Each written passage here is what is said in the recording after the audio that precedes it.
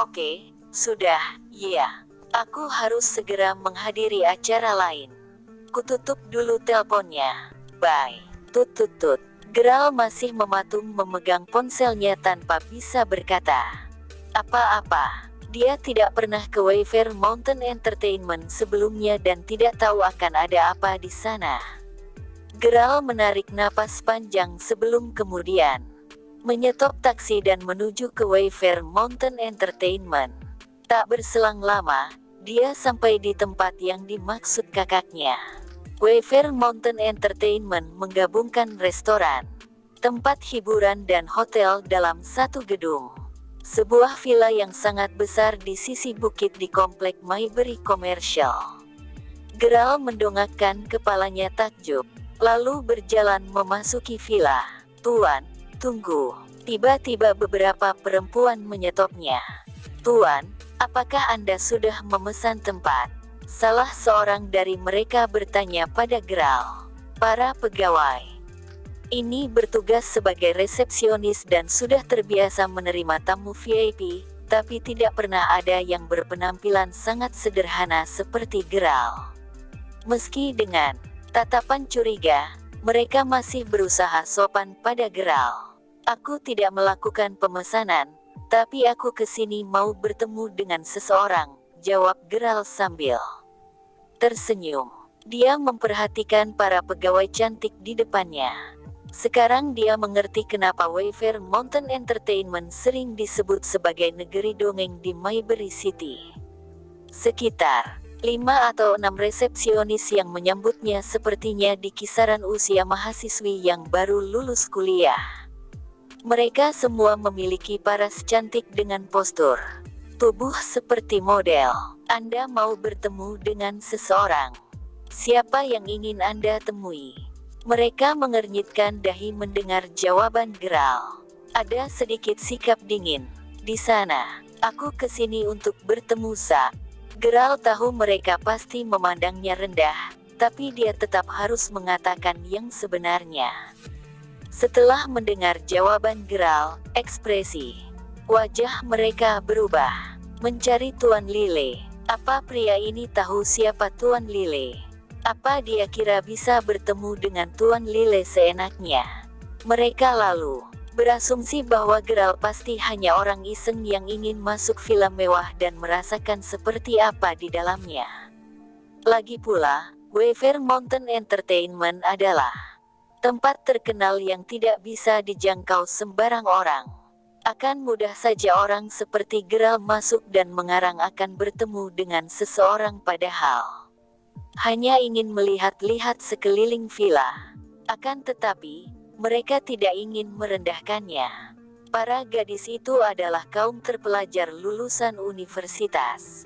Meskipun mereka jengkel dengan kelakuan Gerald, mereka tetap mencoba ramah dan sopan. Tuan, Anda harus membuat janji terlebih dahulu sebelum bertemu dengan Tuan Lile. Jadi Anda tidak bisa bertemu dengannya hari ini jika tidak mengatur jadwal sebelumnya.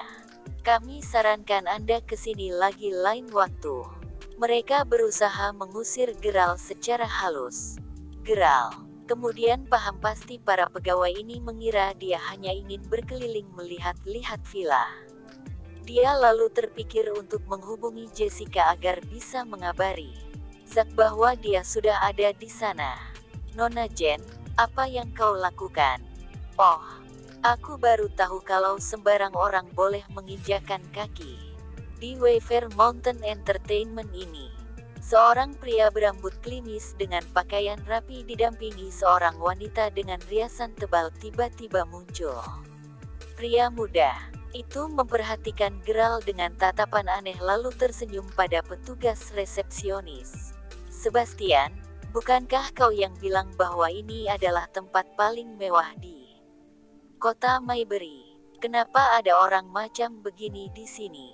Wanita itu bertanya dengan sikap manja. Kepala resepsionis, Jen, segera meminta maaf pada pria itu dan berkata, "Maaf, Tuan Louis, kami akan bereskan ini segera." Sebastian mencibir, "Ya sebaiknya begitu, karena aku mengundang teman-temanku dari luar negeri ke sini. Aku merasa villa ini adalah simbol kemegahan kota Maybury. Karena itu aku harap kau tidak menurunkan nilai tempat ini hanya karena hal sepele. Nona Jen, kuharap kau juga tahu bahwa ayahku berhubungan sangat baik dengan bosmu, Tuan Lile. Sebastian merasa dia akan lebih dihormati jika membawa nama Tuan Lile. Wanita yang digandeng Sebastian tersenyum senang ketika mendengar bahwa ia mengenal Zack. Ya tentu saja karena Tuan Lile memang sosok penting dan terpandang di seantero kota Maybury. Wanita itu tidak menyangka bahwa Sebastian memiliki hubungan erat dengannya. Jen mengangguk, "Baik, Tuan Louis. Saya mengerti." Ia lalu beralih pada Gerald dengan tatapan galak. "Tuan, tolong segera tinggalkan tempat ini. Jangan membuat kekacauan dan menghancurkan reputasi kami. Jika tidak, terpaksa saya harus memanggil petugas keamanan."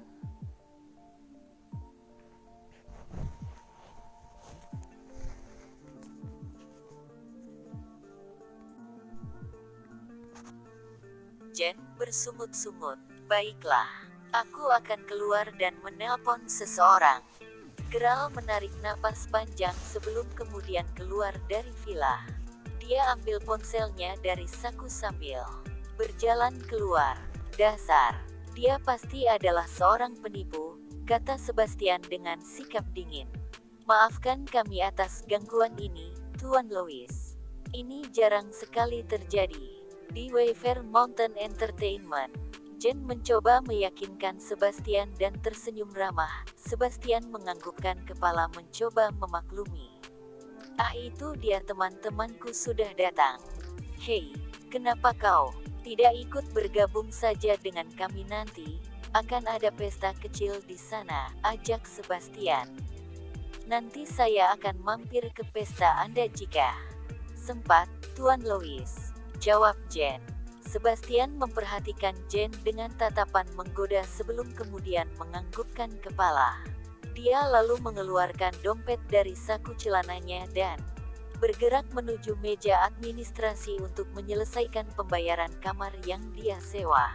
Para petugas resepsionis yang lain melihat Jen dengan tatapan iri lalu bertanya, "Jen, kau mengenal Tuan Louis juga?" Jen mengangguk sombong dan berkata, "Tentu saja, kita sudah bekerja di sini sejak lulus kuliah.